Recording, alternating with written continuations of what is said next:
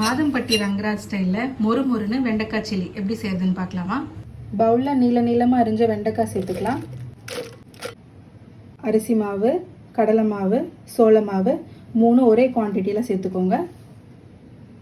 கொஞ்சமாக உப்பு, கரம் மசாலா, மல்லித்தூள், காஷ்மீரி மிளகாய் தூள், மஞ்சள் தூள், ஜீரகத்தூள், கொஞ்சமாக தண்ணி தெளித்து நல்லா பசைஞ்சிக்கலாம். நல்லா மிக்ஸ் ஆகிடுச்சு. எண்ணெயில் போட்டு பொரிச்சுக்கலாம். நல்லா சூடான எண்ணெயில் உதிரியாக போட்டுக்கலாம். கருவேப்பிலை ஆட் பண்ணிக்கலாம். நல்ல மொறுன்னு வெண்டைக்காய் சில்லி ரெடி ஆகிடுச்சு. வாங்க சர்வ் பண்ணிடலாம்.